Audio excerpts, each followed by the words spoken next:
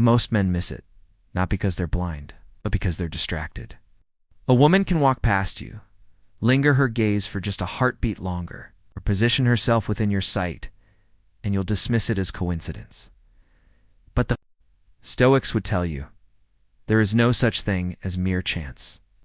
Every action holds meaning for the one who is paying attention. Marcus Aurelius once wrote, "Observe always that everything is the result of change." That change might be a subtle shift in her position, her glance, her presence, all designed for you to notice, if only you have the eyes to see. Most men imagine flirting as loud, obvious, and playful. In truth, it's often quiet, layered, and almost invisible to the untrained mind. Women have mastered the art of offering an opening while shielding themselves from rejection. It's a dance of proximity, timing, and patience. Picture this. You're at the same coffee shop each morning, and over time, you notice a woman. Long, dark hair, confident yet soft demeanor, always there, just ahead of you in line, or in a spot perfectly within your view. At first, it feels like coincidence, but if she's interested, it's strategy. She's placing herself in your line of sight, giving you a safe chance to engage without risking her pride. From a psychological standpoint, familiarity breeds comfort, and comfort can evolve into attraction, Epictetus advised. We have 2 ears and 1 mouth, so that we can listen twice as much as we speak. In this case, listening means observing. Patterns where she appears, how her body subtly angles toward you, whether her pace changes so you enter a room together. In a yoga class, Emily sets her mat in the back row directly in a man's line of sight. During a break, instead of using the closer exit, she walks past him. It all looks casual, but nothing is random. She's putting herself on his radar. The key is not to leap in with overwhelming energy, but to respond with equal subtlety. Hold her gaze a moment longer. Offer a small smile, and then continue what you were doing. You've acknowledged the signal without smothering it. If you miss these openings, she retreats, telling herself you're not interested. But if you see them and act with calm confidence, you set yourself apart from nearly every other man. It's not about chasing, it's about noticing. It's about meeting her halfway, creating a natural moment for conversation, asking a light question, making a genuine comment. Seneca once said, "Luck is what happens when preparation meets opportunity." These moments are your opportunity. Your preparation is your awareness. So the next time you wonder, was she there for me? Trust your instincts. If the thought even crossed your mind, there's probably a spark. The question is, will you act before it fades? Some signals speak louder in their silence. One of the clearest is when a woman adjusts herself the moment you're near. It's not about vanity, it's instinct. The soft tuck of hair behind her ear, a quick glance at her reflection, straightening her posture, a subtle tug at her shirt. Each movement is a silent message. I see you, and I care how you see me. Humans have been signaling attraction long before words existed. Marcus Aurelius wrote, "Observe how fleeting are all things, and how many have passed away." That fleeting shift in her posture is one of them. Gone in a second if you're not present enough to notice. Consider this. You enter a bookstore. She's flipping through a novel. She sees you, and suddenly she smooths her dress, adjusts her bag, and glances at the mirror by the shelf. She might not even realize she's doing it, but it's her natural instinct to present herself in the best light to the man who has her attention. Context matters. If she's mid-argument on the phone and pulls at her jacket, that's nothing. But if she's relaxed, alone, and makes subtle adjustments the moment you arrive, pay attention. The Stoics taught the art of discernment. Epictetus said, "We have 2 ears and 1 mouth so that we can listen twice as much as we speak." Listening here means observing her actions without rushing to label them. Never call it out directly, "I see you fixing yourself," kills the moment instantly. Instead, acknowledge it through your presence. Hold her gaze a moment longer. Lean slightly closer in conversation, and let her feel you've noticed without a word. These moments are delicate. They grow best when nothing is forced. Think of it like this. She's aligning her appearance, energy, body language, to the version of herself she wants you to see. That's investment. An investment means you matter more than she lets on. Seneca said, "Luck is what happens When preparation meets opportunity, if you can spot the difference between random motion and intentional alignment, you're prepared for the opportunity she's offering. One of the clearest signs of interest is when a woman finds small excuses to talk to you. It's rarely about the question she's asking, it's about creating a bridge. She might ask if the coffee machine is working, even though she could find out herself. She might request help adjusting a gym machine she's used 100 times. The words are simple. The intent is deliberate. Marcus Aurelius wrote, "If it is not right, do not do it. If it is not true, do not say it." As in this case, her truth is hidden beneath the surface. She's opening the door without announcing it. Consider this. At a co-working space, she could email you or ask the person next to her for the answer.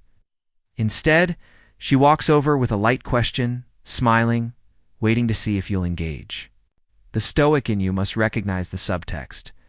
She is testing your presence, your warmth, and your ability to make her feel something in those small exchanges.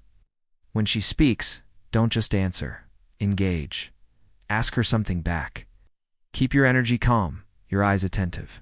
Epictetus said, "We have 2 ears and 1 mouth, so that we can listen twice as much as we speak." Listening here is not only about her words, it's about noticing that she chose you to share a moment with. The gym example makes it clear. She interrupts her workout to ask your help, even though she doesn't need it. If you just answer and walk away, the bridge collapses. But if you step in, show her, and add a light, playful comment, you strengthen the connection. Remember, a single conversation might be coincidence. 2 or 3 in a short span, that's intentional. The Stoics remind us to be steady, neither too eager nor too distant. Seneca said, "True happiness is to enjoy the present without anxious dependence upon the future." Be present in these moments. Meet her halfway, and you turn small talk into real chemistry. Touch has always been one of the oldest and most primal languages of attraction.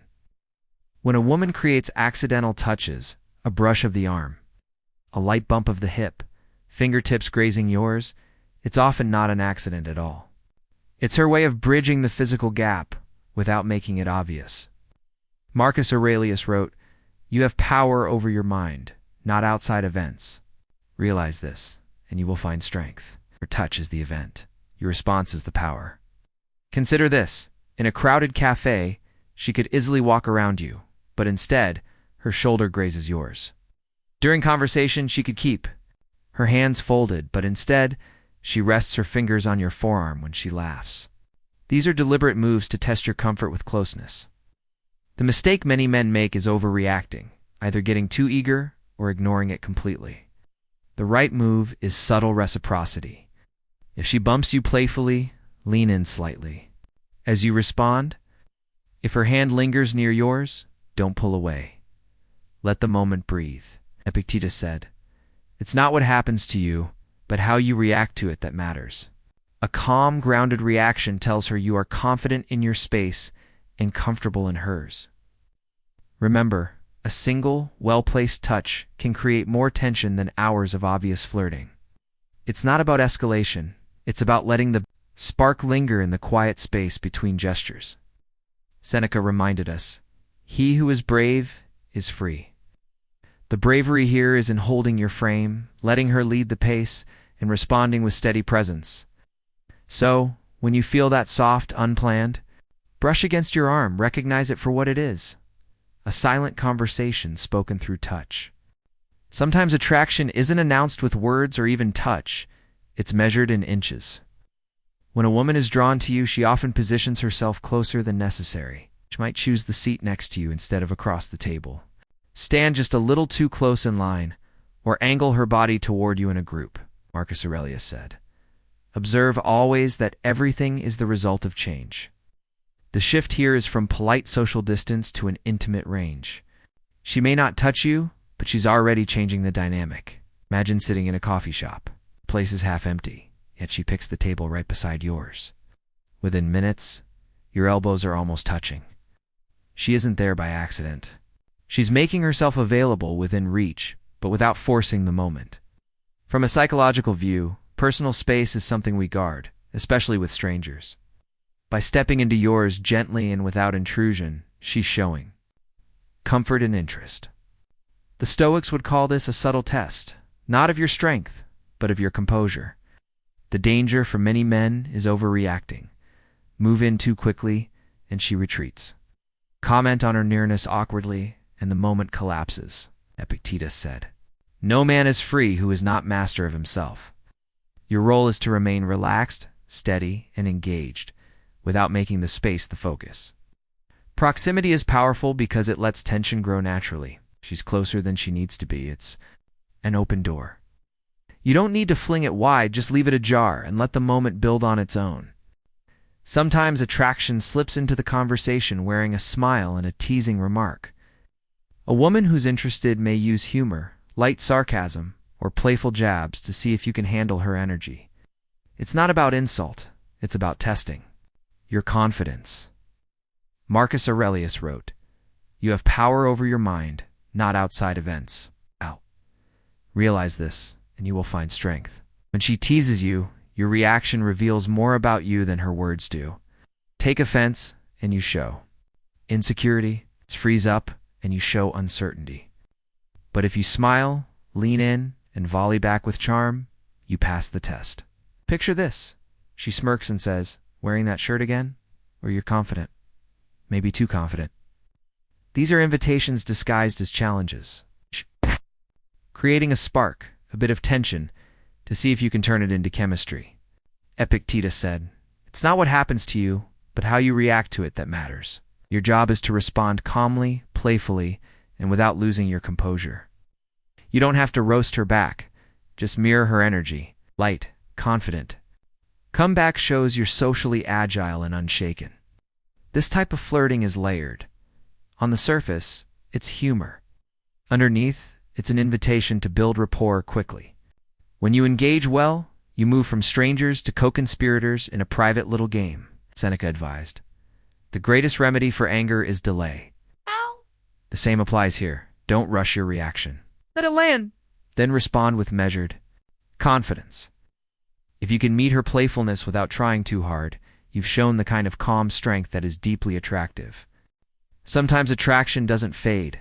When the conversation ends, it lingers in her body language. If you've ever said goodbye, yet she stays facing you, taking small steps backward instead of turning away, she's telling you she's not ready for the connection to end. Marcus Aurelius advised, "Observe how people's actions reveal their true intentions more than their words." Her words might say she has to go, but her posture says she wants to stay. Picture this. At a dinner party, you've been talking all night. As people start leaving, she stands, but her shoulders and hips remain pointed toward you. Even when she moves toward the door, she's still engaged, still smiling, giving you every chance to keep her there a little longer. The Stoics taught presence to be fully in the moment. If you're distracted, looking away, you'll miss the opportunity. Epictetus said, "Be vigilant. Guard your attention." In this context, guarding your attention means noticing when her body betrays her desire to remain in your presence. You don't need a dramatic gesture. Instead, slow the pace. Ask one more thoughtful question or make a light remark that invites her to linger. When she finally turns to leave and glances back over her shoulder, that's her way of keeping the invisible thread between you alive, Seneca reminded us. Life is long if you know how to use it. Use these moments not to force, but to let her walk away thinking about you. Sometimes the strongest connection is the one that hangs in. The air after she's gone? One of the strongest signs of interest is when she extends the connection beyond the moment. It's not just about the time you spend together. It's about her finding ways to keep you in her world afterward. She might send a follow-up message, tag you in a post related to something you joked about, or accidentally share a song she knows will make you think of her. Marcus Aurelius wrote, "The soul becomes dyed with the color of its thoughts." She's finding reasons to reach out. It means her thoughts keep returning to you. Picture this. You mentioned trying a new coffee shop over the weekend. Later, she messages, "So, did that cappuccino live up to the hype?" It's a small question, but beneath it is the truth. She remembered, and she cared enough to ask. Epictetus taught, "We have 2 ears and 1 mouth, so that we can listen twice as much as we speak." Listening here means catching the patterns, the way she brings back details from past conversations to keep the thread alive. The wrong move is to respond with flat one-word answers. If she's investing energy, meet her halfway. Keep it light, playful, and engaging. Give her something she'll want to reply to, and you keep the momentum alive, Seneca said. Luck is what happens when preparation meets opportunity. These follow-ups are your opportunity. She's already opening the door. You just need to walk through it with presence and confidence. Some of the most telling signs of attraction appear in group settings. When a woman is interested, she will subtly keep you in her orbit even when you're surrounded by others. She might shift into your conversation, angle her body toward you, or bring up topics she knows will pull you in, Marcus Aurelius said. Observe how all things change, and get used to the thought that nature loves nothing so much as to change existing forms. In social settings, she adapts, moving within the group so your presence stays within reach. Picture this. At a party, she's mingling freely, yet no matter where she drifts, she finds her way back into your space. Maybe she leans in mid-conversation to recall a story you once told, or positions herself so she can see you across the room. To outsiders, it's casual, but to you, it's deliberate. Epictetus taught, be watchful, for what you give your attention to will shape your mind. Attention here means noticing how she consistently chooses proximity even when it's not required. Your role isn't to call it out. That would break the natural rhythm. Instead, respond subtly. If she brings you into a group conversation, engage her too. If she shifts closer in a crowded room, acknowledge her with a glance, or a brief aside meant just for her. Seneca once said, "We are more often frightened than hurt. We suffer more in imagination than in reality." Don't overthink these moments or dismiss them as coincidence. She's making the effort to stay connected in public. It's a quiet, calculated sign that she values your presence even when others are watching. One of the most underestimated forms of flirting is when she drops hints, hoping you'll pick them up. She won't say directly, "I'm interested," but she'll leave clues small. Intentional details designed to give you an easy opening. Marcus Aurelius said, "Very little is needed to make a happy life. It is all within yourself." For her, this little is a comment, a shared interest, or a scenario she paints where you naturally fit. Picture this. Over lunch, she says, "I've been wanting to try that new sushi place, but none of my friends like sushi." On the surface, it's casual. Reality, she's just handed you the perfect invitation to step in, Epictetus advised. We have 2 ears and 1 mouth, so that we can listen twice as much as we speak. Listening here means catching the intent behind her words, not just the words themselves. Another example, she mentions a concert, a hiking trip, or a hobby that happens to match your interests. She's creating a bridge and seeing if you'll cross it. A man who understands doesn't let the moment pass. He responds with calm decisiveness, not hesitation, Seneca wrote. Luck is what happens when preparation meets opportunity. These hints are the opportunities. If you're prepared, attentive, confident, and willing to act, you turn subtle clues into real connection. Ignore them, and the moment fades. Notice them, and you show you're the rare man who not only hears her, but truly sees her. There's a form of connection that happens without a single word, the way her eyes reveal what she's feeling. Eye contact, when genuine, can be more intimate than touch. If she holds your gaze longer than necessary, looks at you when she thinks you're not noticing, or lets her expression soften when your eyes meet, that's not random. Marcus Aurelius wrote, "The soul becomes dyed with the color of its thoughts." When her eyes linger, you're seeing her thoughts, unspoken but present. Picture this. You're across the room in conversation with someone else, yet you feel it, her eyes on you. When you look back, she doesn't flinch or look away immediately. Instead, she holds it just long enough to let you know it's intentional. Epictetus taught, first learn the meaning of what you say, and then speak. Hear her speech is silent, yet the meaning is clear. She wants you to notice her noticing you. It's important to distinguish casual glances from intentional connection. If her gaze is paired with a subtle smile, a softening of her posture, or her body angled toward you, it's a sign she's invested in the moment. Seneca said, To be everywhere is to be nowhere. When she focuses her attention entirely on you, even in a room full of people, that's a powerful sign. Your role is to hold that space with calm presence, not breaking it too soon, but also not turning it into a staring contest. The eyes don't just see, they speak. And when her gaze says more than her words, it's up to you to listen. When she's truly interested, she doesn't just react to what you say. She builds on it, weaving you deeper into the moment. This could be through playful back and forth, adding details to your story, or linking something you've said to her own experiences. It's her way of saying, I want to keep this connection alive, Marcus Aurelius said. The art of living is more like wrestling than dancing. In conversation, this means staying present and responsive, adapting to her rhythm while keeping your own balance. Picture this. You make an observation about the place you're in, and she not only agrees, but adds her own twist, sparking a new thread. Or she recalls something you mentioned earlier and ties it back into the current moment, proof that she's been listening and wants the exchange to continue. Epictetus advised, we have 2 ears and 1 mouth so that we can listen twice. As much as we speak, this applies to you as well. Don't just wait for your turn to talk. Absorb what she says, then respond in a way that invites her further in. The danger is letting the conversation drift into monotony. If she offers a spark and you give nothing back, the energy fades. But if you mirror her engagement, a thoughtful question, a playful comment, you create momentum. Seneca reminded us, while we are postponing life speeds by, don't postpone these opportunities. Every added layer of conversation is a step toward stronger connection.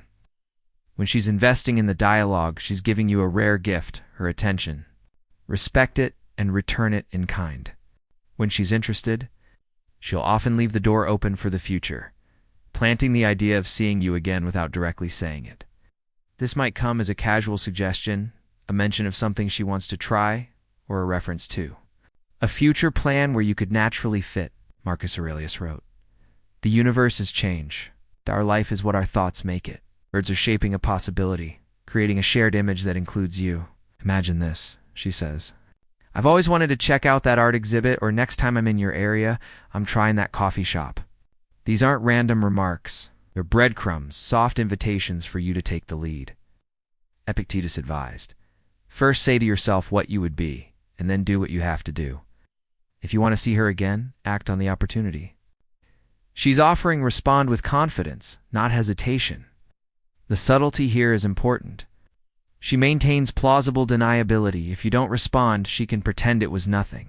But if you do, you signal that you're attentive and decisive, Seneca said.